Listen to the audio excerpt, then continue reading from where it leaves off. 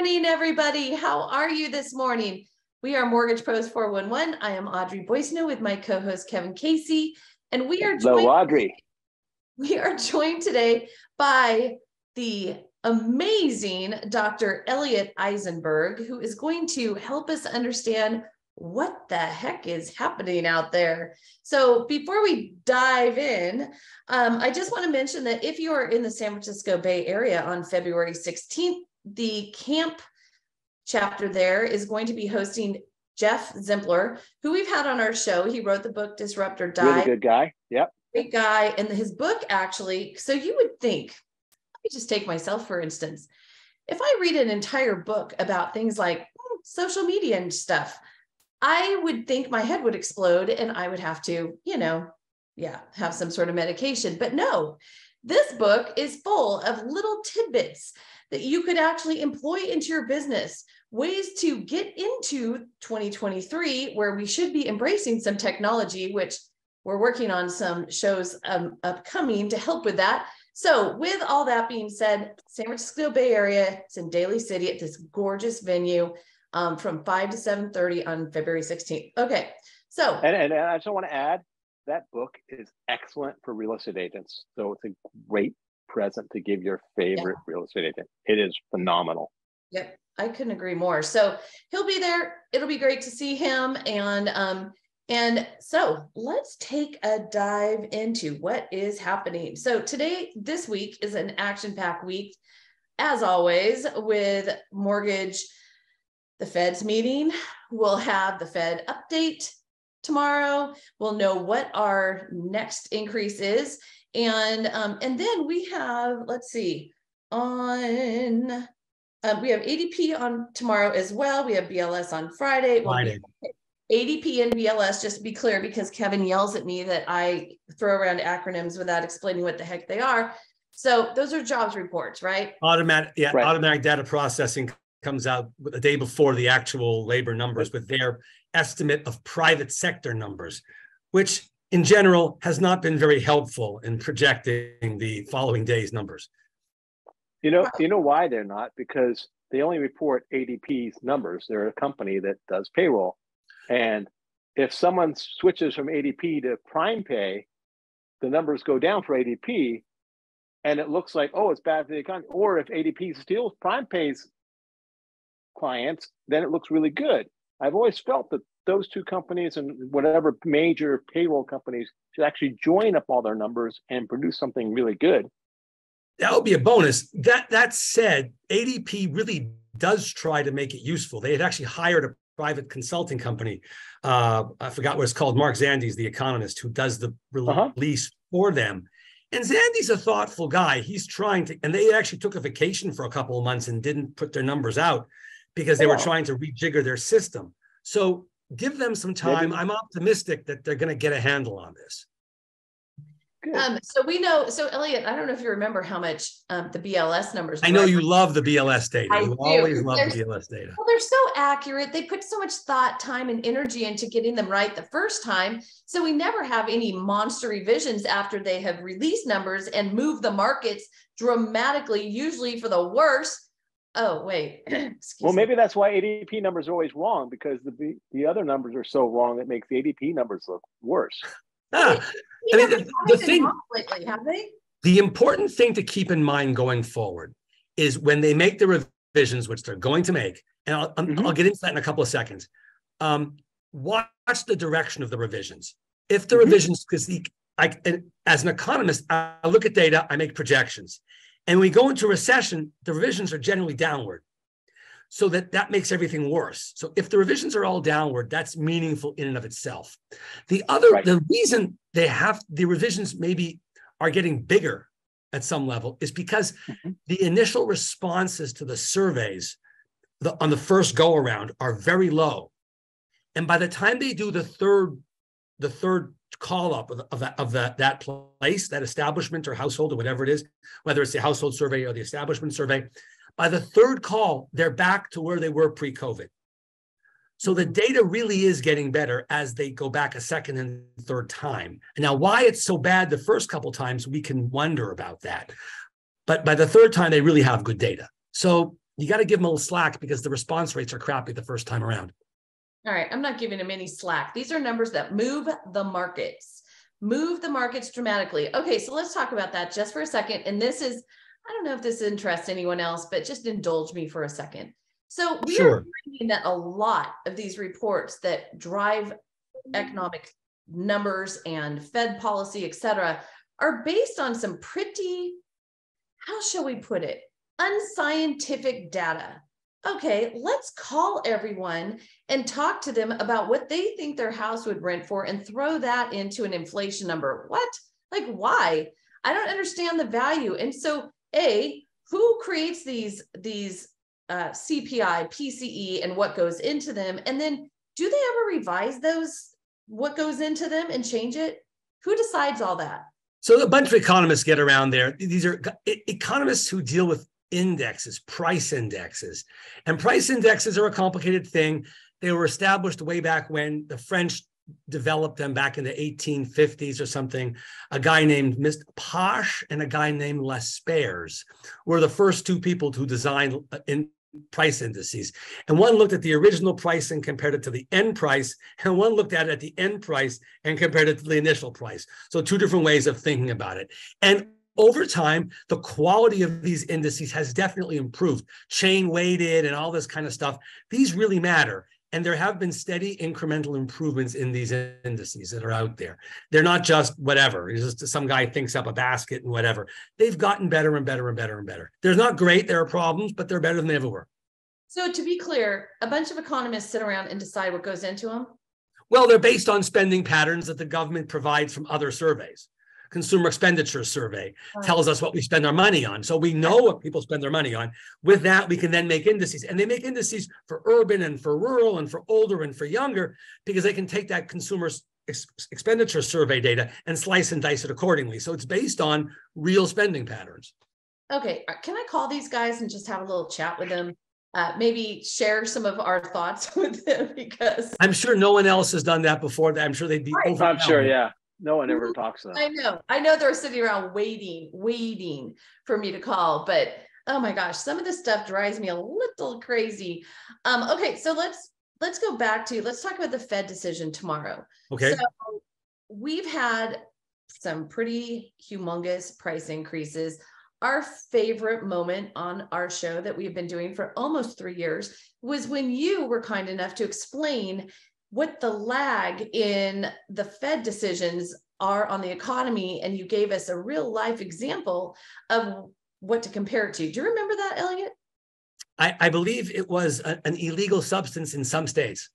But not in all states. And so, comparing how you absorb it, whether it's through a smoking of a joint or whether it's eating of gummy bears. Yes. Yes. Yeah, it was a gummy bear. The two. The whole point was you take one or whatever, and it takes a while to take effect. And so if you don't understand that, you might think, oh my God, it's not doing anything, and take another one too soon. And then by the time that you have figured out, holy crap, I can't even stand up on my own, it's too late. So let's talk about the Fed. And the other ones are still coming in with their effects after that. Correct. And we're still going on it. We've barely begun to really feel those 75 basis point hikes from last year. We really haven't started to feel them. The inflation that's coming down now is, I mean, it's not irrelevant from the Fed, don't get me wrong, but we haven't had the meat of the impacts yet. That's the point. So we haven't felt it, but then tomorrow we're expecting what, a half? I think 25 bips, quarter point. Okay, so 25 bips. Is that a pivot then? No, not a pivot. They're still in rate hiking mode, and they're just slowing it down because, I mean, they're getting closer to the terminal point. We can argue whether it's 5 or 5.5 or God forbid 6, but they're getting close. So you want to start slowing the car. When you're getting close to home, you start slowing down just because you're getting home. They're getting close to the peak. So we still have Fed members who are out there saying, we don't have a grip on inflation. There's still a ways to go. We have to, so this is something we had Dan Habib on last week. He is with MBS Highway. So when we are following what they're saying with Barry Habib, et cetera, they're always talking about leading economic indicators versus lagging economic indicators. And so let's dive into that a little bit and how the Fed is looking at their decision. The Fed is looking at labor numbers, and they're looking at the unemployment rate. The unemployment rate is a coincident to lagging economic indicator. They should be looking at hours worked. And that's already getting bad. And the leading economic indicators, they suck. They totally suck. I mean, they have fallen off a cliff. It's like an anvil off a cliff. And if you look historically, every time the leading economic indicators have done as badly as they have, you get a recession. The deck is so stacked for a recession here. There's no guarantees, but you look at the probabilities and you say, 90% chance of a recession. I mean, come on, people. CEO confidence sucks. Manufacturing is in recession. Services are teetering. CEO sentiment is bad. Consumer sentiment is weak. Small business sentiment is crummy. Incomes aren't really going anywhere. Fed's still raising rates. Long and variable lags in the rates that we've already experienced. I mean, it takes 9, 10, 12, 15 months for the full effect of a rate hike to take effect. Now, the Fed is internally arguing over how fast those lags are. Some people think the lags have gotten shorter because we know what the Fed wants. 20, 30, 40 years ago, the Fed didn't even tell us what their decisions were. We had to divine it from the tea leaves and open market operations done by the New York Fed. Now the Fed says we jacked up rates a quarter point, half a point, whatever. So the markets respond much more quickly. But on the other hand, because of COVID, it may take longer for these lags to kick in because we had so much money. The Fed's raised rates. We haven't even seen much of an impact because we've been so stoked with money from forced savings of COVID and stimmy checks, unemployment insurance, and so on. Think about this. Unemployment in the labor sector, construction sector, hasn't gone down, for God's sake. And we still have like 1 million homes that are being done between multifamily and single family, maybe 1.5 million homes, very high numbers because of inventory problems, supply chain problems that have now created inventory, backed up inventory on the construction side on both. So we could argue that these lags have gotten bigger because of COVID, and therefore the effects are the bulk of them are yet to be felt. I'm a little bit in the latter category myself, but it remains to be seen. But I don't think the Fed should be raising at all, quite frankly. They've done enough damage already. Okay, so it feels like we're a little obsessed with recession. We've been talking it for almost 1.5 years now. 1 second. Let me get it. Let me interfere. 1/7 of the time we're alive, we're in recession. 1/7. So think of every Monday when you get up and you hate getting up on Mondays, think of recession day as Monday. That's because I always tell people don't hate Mondays. It's 1/7 of your life. Okay. But it's the recessionary 1/7 of your life. Go ahead and hate them. But the point is recessions happen. They're going to keep happening. They happen because the Fed gets it wrong. They raise rates too much. They drive us into recession and we have a business cycle. It's all because the Fed gets it wrong. But 1/7 of the time we're in recession. So just get used to it and relax. Okay, so 2 things. Number one, you just mentioned previous recession. So I want to go back to that, but I want to cover why are we so upset? Why are LOs? Why does it matter to LOs and borrowers whether or not we're in recession? I mean, and so housing usually does great. Rates usually come down. What do you think will happen this time? It'll be the same thing. I mean, look, in the quintessential examples, Paul Volcker back in 79, 80, 81, 82, 2 recessions, he jacks rates up, has a 6-month recession, lowers rates, inflation returns like crazy. Then he really jacks rates up. And then he breaks the back of the economy and inflation, and we have 40 years of success. The reason you guys pay more attention to interest rates than many other sectors is because you're so monetary policy based. We're the canary in the coal mine. Precisely. Monetary policy is projected through the economy, primarily through housing and automobiles. And autos this time aren't so bad because they were so bad before because of the lack of chips. But housing and autos bounce like basketballs. And the Fed says we're going to raise rates, we're going to hammer housing, we're going to hammer automobiles, then we're going to hammer construction, and we're going to hammer manufacturing, and then we're going to hammer construction. And that's exactly what happens every time you have a recession. So you guys are in the first and out the first. Right. Oh, thank God. That means we're, as my buddy Foster said, the great thing is we're really close to the bottom, which means from here on, it's great. Pretty much. Yeah. Rates are going to start to come down. Long-term rates are going to come down. Whether the Fed raises tomorrow or 6 weeks later, it doesn't really matter. Inflation's peaked. Inflation's working its way down. The question is how fast it falls. The faster it falls, the quicker the Fed can say, hey, we won. We can lower rates and do a pivot. If it happens too slowly, and we'll talk about different types of inflation soon later, but Yeah, long rates are going to, a year from now, they'll be lower than they are now. That's no question. So you should be happier. Be getting happier. Yeah, we are happier. And I was reminded by our good friend in Marin a while ago when we were like, yay, recession. She's like, remember that people lose jobs.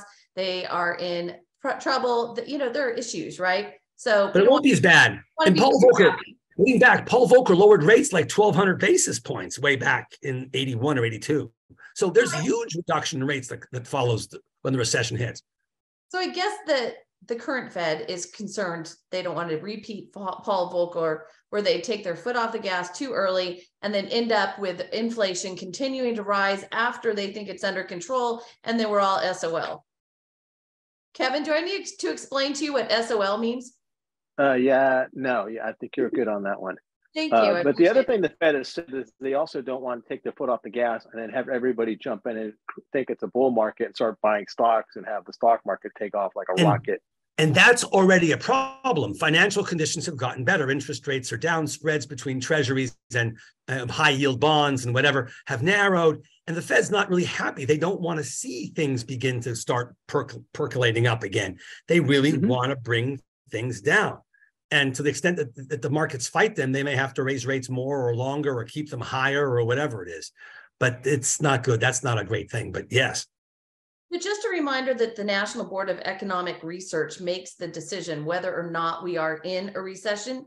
I feel like you may have taught us that. I want to give credit. I think you did. So it is. What? I'm reading Rob Christman's comment. The stock market is not the economy. Absolutely right. Actually, I'm interrupting here, Audrey. I apologize. There's really a war going on right now between the stock market on one hand and the bond market on the other. The bond market with the inverted yield curve is telling us recession. The stock market's going up saying recession's over. We've hit bottom. Yay. Yay. So, right. Let's party on. Right. There's a fight going on right now. And the Fed's not happy that the stock market's happy. That's not making the Fed happy. I'm sorry. Well, no, don't be sorry. We want to hear from you, I promise. So let's talk for a second. You and I had a brief conversation about the 3 soft landings that the Fed has achieved with recessions and hiking. So 3 times out of 13, they've gotten it right. Explain to us what a soft landing would look like versus, the thud it's the difference between a naval pilot and an Air Force pilot when your plane is landing at the airport. That's not a bad answer. I like that. Because you can always tell if you have a naval pilot who's flying your airplane because he comes over the runway and then it slams it on the runway because he's used to landing on aircraft carriers that are moving the runway versus the Air Force pilots. They always come in super smooth and you don't even feel the land and touch. Got it. Yeah, that's pretty much it. So the hard landing. Land at an airport ever again without thinking about that. God knows I do. Hard landing means a recession. Soft landing means no recession. Now, a soft landing can still mean a rise in unemployment, and that's what's expected. The hope is we get a soft landing, unemployment goes up by 1%, whereas a hard landing goes up by 2.5%. A soft landing, GDP is positive there's no decline in GDP, a serious decline. Whereas in a hard landing, we could get several quarters, 2, 3, 4, maybe of negative GDP. That's the big difference, if you will. And all right, there were 3 times out of 13 when there was no recession. What do those 3 things have in common? Oddly enough, they all have the number 4, 64, 84, and 94. So if Jay Powell just held off until 2024 to raise rates, I bet no recession. Okay, that's really bad economics. So let's get on with that one. But the serious part here is as follows. In 64, the Vietnam War was ramping up. So we had contractionary monetary policy, but expansionary fiscal policy. We were buying guns and butter at the same time, literally. One canceled the other one out. We didn't have the recession. In 84, what happened was energy prices collapsed. So anybody who has any experience in Colorado, Texas, or Louisiana in 84 will know that those 3 states totally got destroyed in 84. Lafayette, Louisiana, I think had more millionaires per capita than any other state, any other city in the country. And a year later, they were all broke. They were broke. Wow. Texas had see-through buildings. They just stopped constructing in the middle. They just stopped. I mean, it was a ghost town. It was a disaster. People were moving out. These were hemorrhaging people. It was bad. But it helped the rest of the other 47 states, thank you very much, had cheap oil. So our fiscal monetary policy was tight, but we got essentially a tax cut because of the low energy prices. Yay, right. They canceled out. And in 94, what I think is attributable to, I don't know, there's not been much research on this except what's going on in my head here really, is that Netscape went public. And I think that was indicative of the gold rush that became the tech boom, if you will. People were thinking, oh, let's rearrange work, let's buy more laptops, let's make money and invest in startups and so on, right? So I think that boom offset much of the contractionary monetary policy. And again, they washed out. So the 3 times the Fed raised rates and didn't get a recession, it's primarily because of an accidental exogenous shock from out there that just happened to pleasantly appear at the right time and save the day. So the Fed. Oh, you mean the Fed didn't do it through their own? The Fed didn't do this through their own means. It just something came out of the blue. And so they didn't achieve a soft landing. A soft landing was achieved. I think that's a better way of putting it. Right. I agree with you. Yes. They need luck. They need luck to have it happen. And the question is now, what is the luck? And could you argue that the luck is the COVID forced savings and excess demand and pent up demand for services and stuff? And I think that wears itself out. But, you could always say this time is different. I'm always very loath to say that, but it's a very expensive belief. It can really wreck you. But maybe it is. Maybe we get lucky. Okay, I want you to help us lay some odds on this. Are we getting lucky or not, Elliot? If I had to take both my thumbs and put them on a chopping block, one that says recession and one that says no recession, and I lose my thumbs if I'm wrong, they're going on the recession chopping block. Wow. So yeah, wow. I think it's 90%, but it's important to remember here.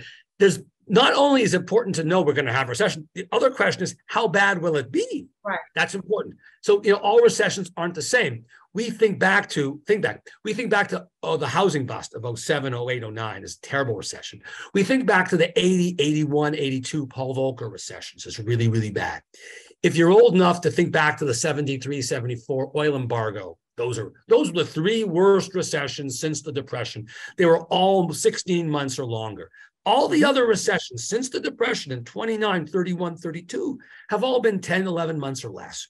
This will be a 11 or 10, 12 month or less recession. It will not be a 16 or 18 month recession because there's nothing fundamentally wrong with the economy. It's just that it got a little hot for whatever reason. We could argue whether it was low rates or stimulus money or whatever, supply chains, China closing. It got hot. Now it's going to cool down and the problem goes away. And so we very likely mild short. We won't know until we're either like mostly through it or out of it anyway, right? Pardon me, what was that? We probably won't know that we were in it until we're halfway through it or out of it. That's always the case. Yeah. And even worse, if you look at the data, economists were saying back in like October of 07, we're going to have a soft landing. We were 2 months away from starting a hard landing. So the data is late. It gets revised. It's hard to know. No one knows the future. As I always joke, I married my ex-wife. It seemed like a good idea. It just wasn't. Oh my God. All right, moving right along. I'm going to go to a couple of the comments. So first of all, we had somebody who asked if we could send the name of the book again. And God knows I tried. But I have my computer perched on the top of a very precarious little pile. So I can't type anything into the chat. The name of the book for Jeff Zimpler is Disrupt or Die. And again, really easy read considering the subject. I mean, if I can get through it and think it's great, that tells you a lot. So, okay. So we have a question here from Scott. Why doesn't the Fed see what Barry Habib is seeing with inflation readings being down year over year?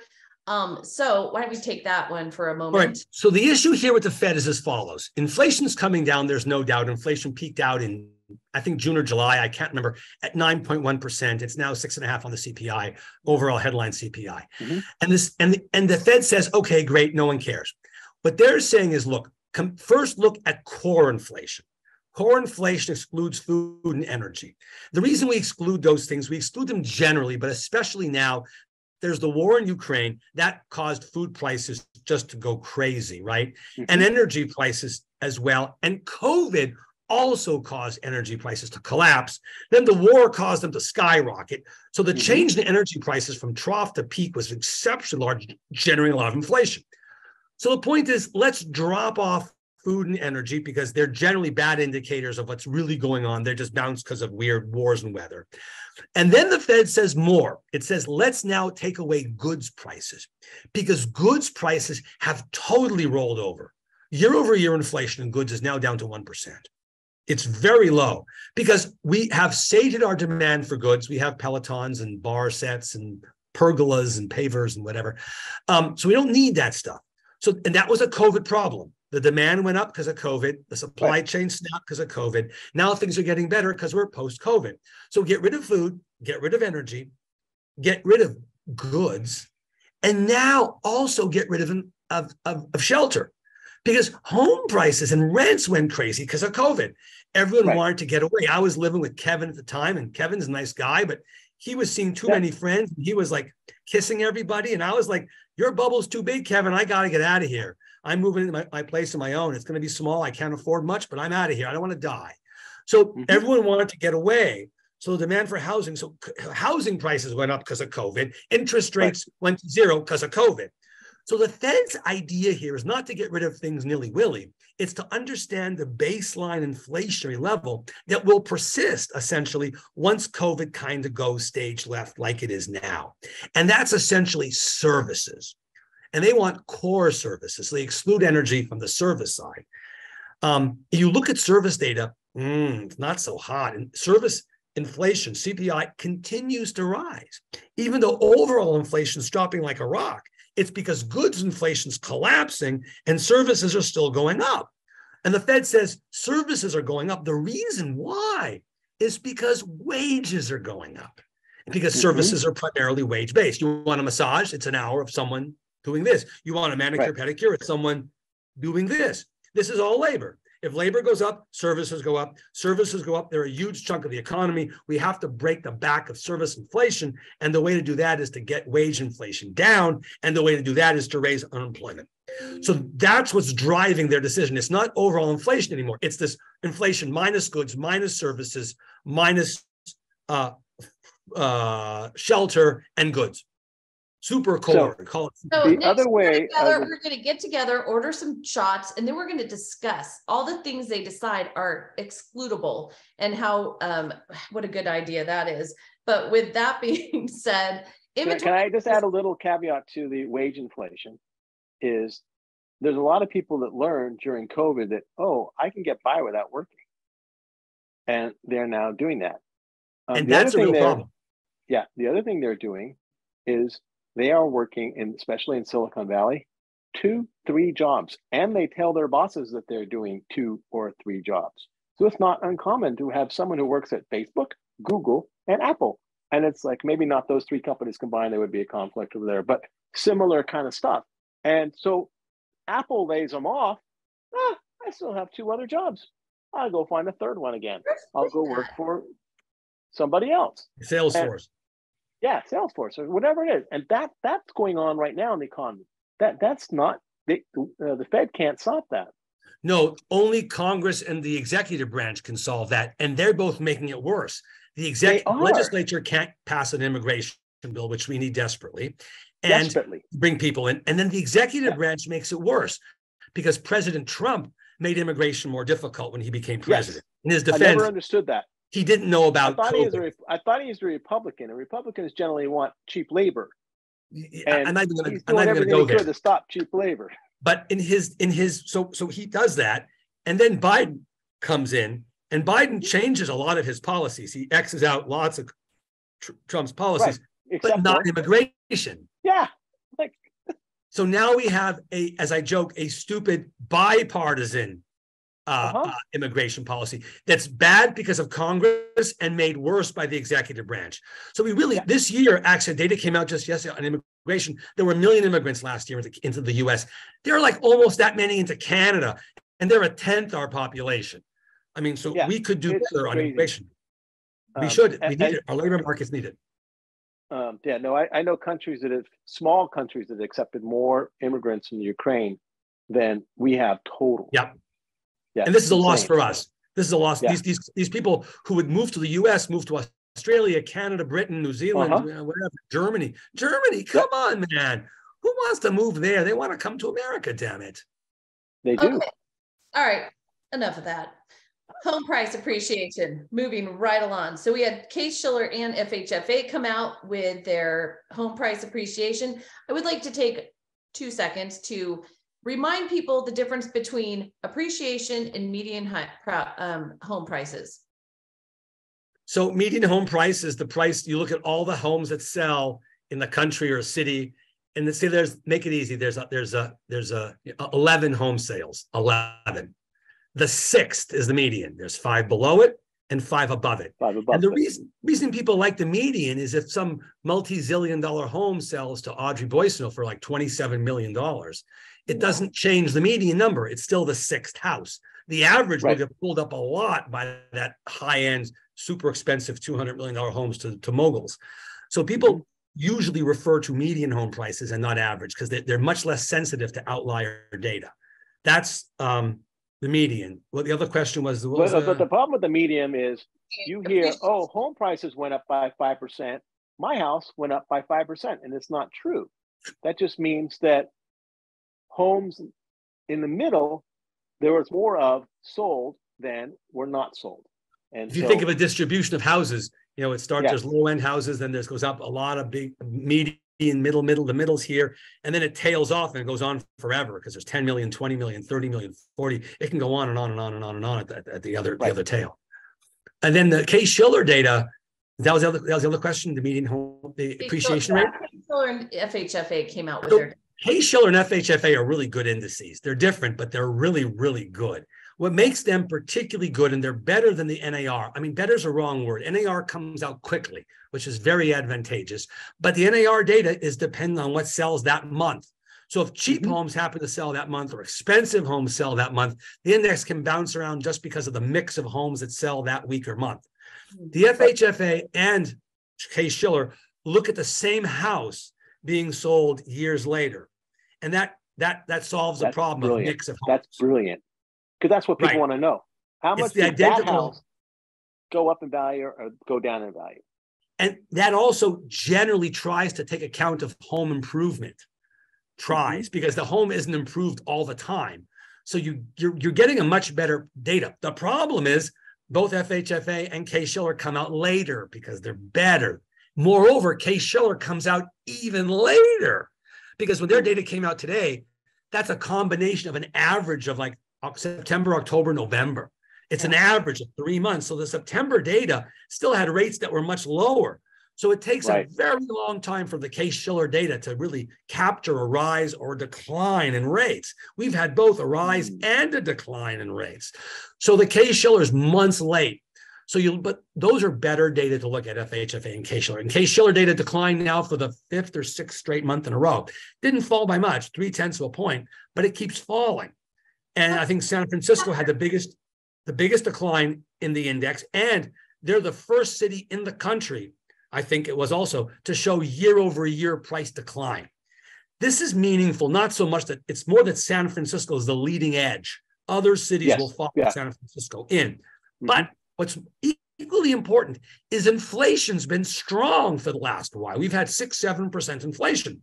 So if the home price is falling by 1 or 2%, suppose, and inflation 6, the real home price is down by 8. So we've had now some reasonably meaningful declines in real home prices here. No one cares about the real home price because inflation, sellers, buyers, they don't pay attention. But we know that there's been some real price decline movement going on here. Okay, so let's just recap. 10 years of price increases, 10 months of price decreases. So correct. Very minor price decreases. So let's keep it in perspective, people.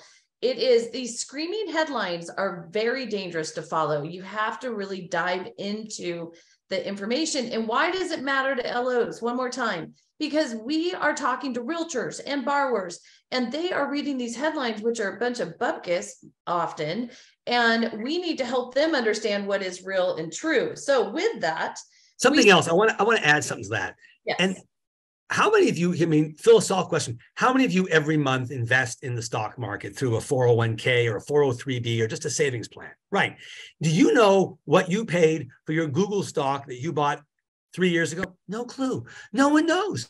No one knows. But how much did you pay for that house that you bought, 36 years ago? I know exactly what I paid.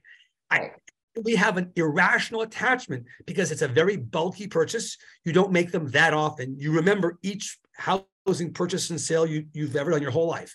So it's irrational. We should get people off this notion of what you paid. Not important, because you also bought a house that you sold and you bought. If I was unlucky enough to sell a house during the middle of COVID and bought a house in the middle of COVID in April of 2020, it's like, who cares? I sold my house at a bad price, but I bought my house at a low price too. So, they often just cancel out. But this notion of what you paid for your house, it's stupid. It's part of your portfolio, it's not it's just a piece of your portfolio. I've been saying the same thing forever because, first of all, you need a place to live. Isn't that what should drive whether or not it's a good time to buy a house?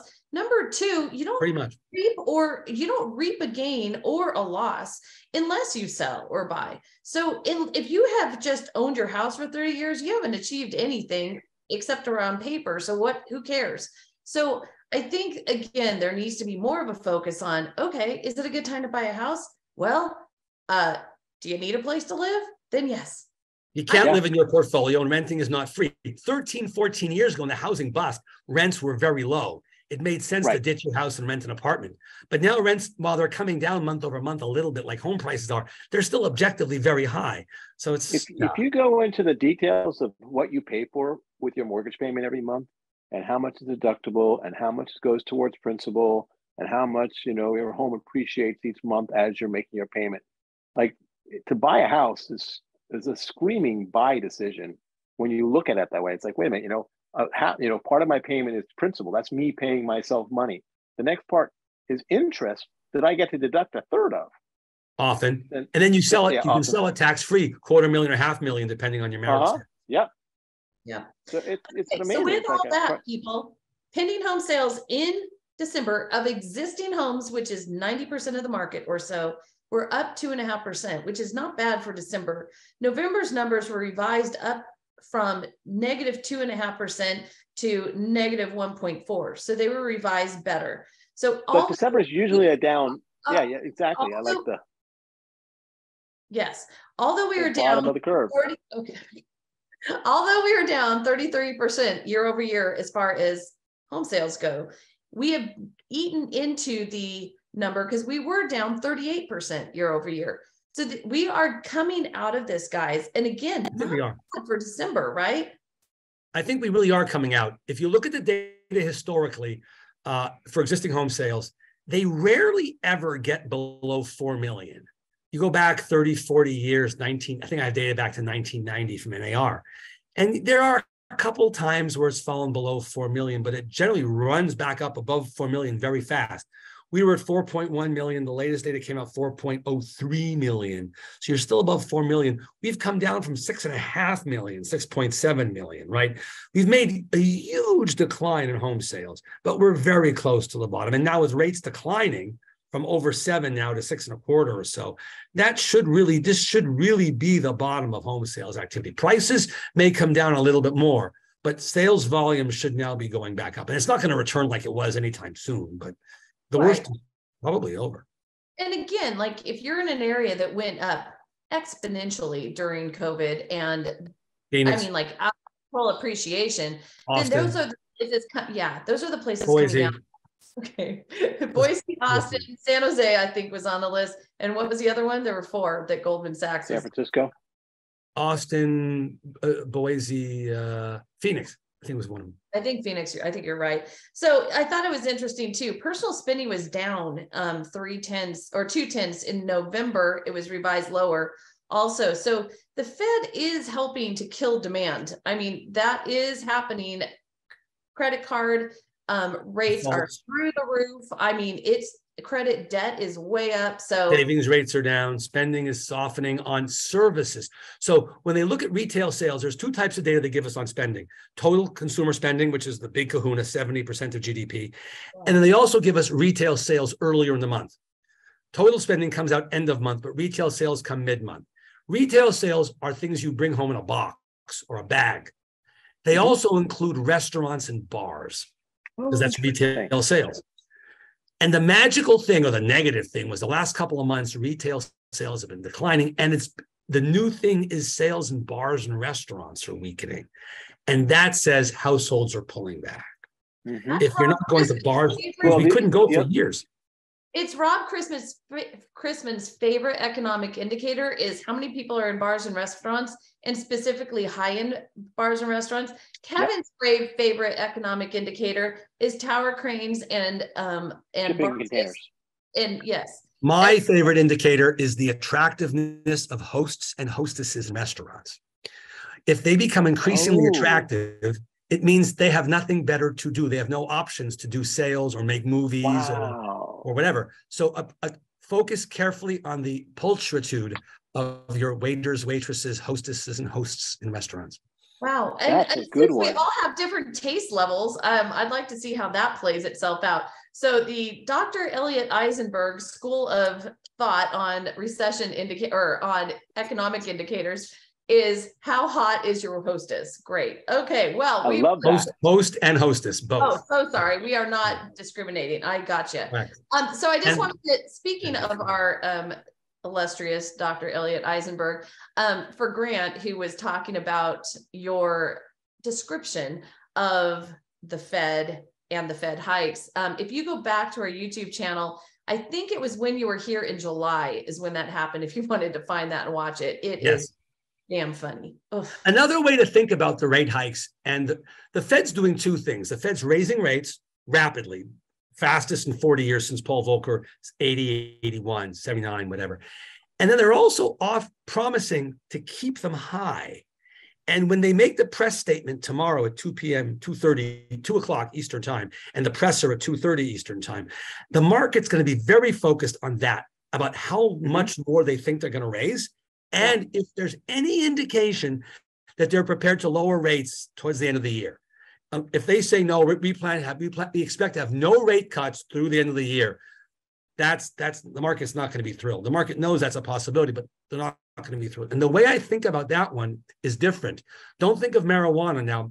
Imagine that you are a lobster and you've been picked in the store and you're coming home in a box. You don't know you're going to die. You have no idea, but you're in a box. They take you out of the box, they put you on the kitchen floor, and they have some lobster races with you and your brother there on the lobster floor. After you play with the lobster races, they put you in a pot. Imagine the temperature in the pot going up is interest rates. Now you put the lobster in the pot for 30 seconds, the lobster can live. They're crustaceans, they're tough, their exoskeleton's good. They can get by with some rate hiking. But even if the rate hikes aren't that much, the longer you stay in the pot at that temperature, the more likely you are to die. So the rate hike is important, but so is the duration at the terminal rate before they pivot, Kevin, and begin to lower the rate. So we're waiting to hear that statement about how long they're going to stay up at 5% or whatever that 5.5%. Yeah, 5 to 5.5, depending on how they calculate the number. Right. So if we hear, go ahead. Sorry. So if we hear that they still anticipate no rate hikes before 24 through 23, that would not make the markets particularly happy. It means the Fed's going to continue to be tough, and they're going to push on the brakes hard and stick on the brakes. And they're going to overcook the lobster. Exactly. Think of us as lobsters, and think of Jay Powell as the chef. No. Think of us as wanting to eat the lobsters, and we don't want that lobster overcooked. Well said. That's a better way to think about it. Okay, it's a little nicer for us. We're not cooking ourselves. Yeah. We're cooking lunch. But the bottom line is, if we're all screaming, we know that it's too much. How about that? Fair enough. But that's a good analogy. Go into the pot. Reframing is important. Okay, so we have a comment here from Bob. Elliot, I love your energy, humor, and cadence. Thank you. So it is, okay. And somebody else noted there are 2 disruptor die books. I didn't realize that. Be sure to buy the one by Jeff Zimpher. I always say his name wrong. So anyway, so there you go. And I like Jill's comment. The 5 to 6% mortgage is a good rate now because people are reframing their mortgage expectations.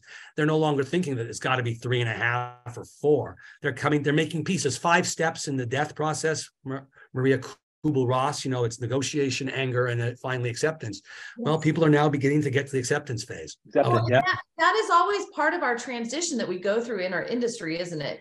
So we have to accept it first. Dollars, interest rates, yes, and that is true, Kevin. That is exactly it. It starts with us because we're the ones who are often the holdouts going, oh my God, the rates need to be lower. Oh my God, it's got to be lower. It's got to be. No, get over it, people. Jeez Louise, I'm so tired of it. Thanks, Jason. Pardon me? Thank you, Jason. Okay, so Jack had said that they have a client working 2 full-time jobs, one at Google and one at Visa. So but also remember a few months ago, we were talking about Experian, wasn't it Experian, Kevin, who had run the work number. The job, yeah, the work number. Figured out a bunch of their people were double dipping and fired them. So it doesn't work out for everyone, and they're measuring productivity more and more. And so if you are working keystrokes on your laptop, and you need to get some elegant software if you want to keep 2 jobs. You have to keep fooling both companies. Yeah, good luck. So they have the great one now that it puts on your mouse and it jiggles your mouse the whole time. It makes them think you're still there. I'm not even going to go there, man. I'm not going to go there. Yeah, that's hey. We haven't mentioned this, but I am currently in Wales, reporting from lovely UK. I had to bring this up, but I've been talking and picking up the news here, and so all the projections were that there's going to be terrible economy effects for energy in Europe, and it hasn't happened. And when I was here in the summer, they were all projecting doom and gloom. We're not going to have any oil. People are going to be freezing to death in the streets, and it hasn't happened. And a couple things, and I was listening to this great report on CNN yesterday about why it hasn't happened. One thing is, first of all, it's been a mild winter. It is warmer here than it is in California right now. Go figure how that happened, right? Damn big luck. Great luck, but it matters. Good luck. Yeah, exactly. I timed my trip well. The other one, though, is they have adjusted. They've pivoted. They've got other countries to provide them oil and gas. They have increased their ability to take in oil and gas from ships instead of having it through pipes from Russia. And the other thing is Russia has really screwed themselves because they're not turning those pipelines on back again, no matter what, or at least for a very, very long time. And they're kind of in a whole lot of hurt because of that. The other reason Europe is better off than we expected is that China reopened, and China-Europe trade is much bigger than US-China trade. So that's a big bonus for Europe. So Europe's really gotten they had bad luck like we all did. They had the war and so on. And now the pendulum's turned a little bit for Europe's sake, which is good for us. And Europe last year in 22 had, oddly enough, the fastest growth between the US, Europe, and China. Yes. They did best. Yeah. I think I read in the journal, it was the first time since 74 or something like that. Part of it is Brexit. Britain has really stepped on their toes with this because now they can't export to Europe without a whole lot of extra paperwork. And before it was like shipping between California and Nevada. Now it's, oh no, it's like you sending something from California to Japan. You've got a whole lot of paperwork, even though France is right across the border or Ireland's on the other, they're right there and they can't send stuff anymore to there. And so their productions have really slowed down. Okay, so bringing it back to the US, we have a question here. How has the I don't even know how to say this word, remotization of the workforce impacted home values in high cost markets like Silicon Valley, with a higher percentage of workers that can work from anywhere, although that seems to be changing a little bit as employers are asking people to come back to the office to work some of the time. I think all in all, the major damage from that's been done. Someone's not going to wake up now and go, oh my gosh, I can move away somewhere else and do my job remotely. We've already thought of that. So the bulk of the impact of that is being felt. And that's part of the reason why house prices in San Francisco and San Jose have done relatively poorly, because people can afford to move anywhere else and get a job. If they can't stay at their employer, they have great skills, they can get a job somewhere else. I think that's largely done. I think and we see the consensus. Workers want to go to the office twice a week generally. Employers want them to go to work 3 times a week. And I think that's the new battle on average at the macro levels, 2 or 3. That's really where the fight is. Well, that's not much of a battle. Settle for 2.5. So 1 week 2, second week 3. So Jill made a comment about eggs. My son texted me a picture from San Francisco of eggs at almost $10 a dozen. And but they're better eggs. And then somebody else said gas is going back up, butter is going back up. Like, so, it'll be interesting to see how this inflation stuff plays out, right? Eggs are an unusual story, right? It's avian flu, and they've killed so far this go around 60 million chickens, egg-laying chickens. It's a lot of chickens. And the problem is they haven't been able to really quash the virus. So they new flocks keep getting infected. And if one bird gets infected, they kill the whole flock. Kill everybody. Yeah. So this is a real problem. We had it a couple of years ago, and now it's back. And it's a really unfortunate and not a trivial problem. Well, they were talking about how Super Bowl parties are going to be a little less expensive this year because beef is down, avocados are down for guacamole, and they said chicken wings. And I'm like, wait, why are eggs up and chicken wings are down? That makes no sense to me, but I guess that's for another day and another venue. Okay, so it's good to see Dirk Nelson back here. He has landed at his new position, and he made the comment, my indicator is how many of those hot hosts and hostesses used to be realtors and loan officers. And God, what a great question, right? Well done, Dirk. Yeah. You and I are going to come together. We're going to have the Dirk Eisenberg or Deisenberg measure or something, but I like that. That's right. Oh my God. I don't even want to see the two of you in a restaurant together. Good Lord. Anyway, so there you go. Okay, so we've got we have so many comments in the chat today. Labor numbers are coming out, remember, on Friday. And Wednesday, right? ADP and? ADP. And the consensus is, remember, last year, over the course of 2022, job growth went from roughly 500,000 in January to about 200,000 in December. So, and the expectation is that it's going to continue to delicately decline. How much more it declines, whether we had a recession or not, that remains to be seen. But it's going to be, the expectation is lower. If it doesn't get lower, the Fed's going to get upset and they're going to have a bit of a tantrum and they're going to want to raise rates. That's going to give them more reason. And we know the labor market remains solid. It's weakening a bit, but it's still solid. First-time claims for unemployment after seasonal adjustment are ridiculously low the last 2. I mean, they are microscopically, comically low.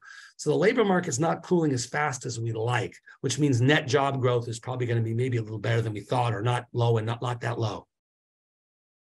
Well, so there's a comment in here. Oh, again, from Dirk. Surprise. Tell that to my $800 PG&E bill, Kevin. He's talking about energy prices coming down. And mine was $15.67 this month. So it is. May I recommend a move to Florida? Oh, yeah, we were there. You don't have heaters when it gets cold. Yeah, and by the way. It doesn't get cold. It doesn't get cold. Oh, yeah. Every January, last 2 years. And by the way, Florida strangely landed on they're last on the list in the list of 50 states. They are the least affordable when comparing the expenses to the average salary. Wages are low because it's a tourist state. So tourist wages in Disneyland and hotels are pretty low. And home prices have risen quite substantially of late. So yeah, relative. Yeah, especially with people buying all the homes around the Disney and thing and turning them into Airbnb. It's basically guys like you from rich California, coastal California, moving to Florida. So our problem is that you're here. That's the issue. It's a huge problem. Kevin, get out of Florida. So Tracy posted in the chat, the longest, I don't even know how to say it. The name of city.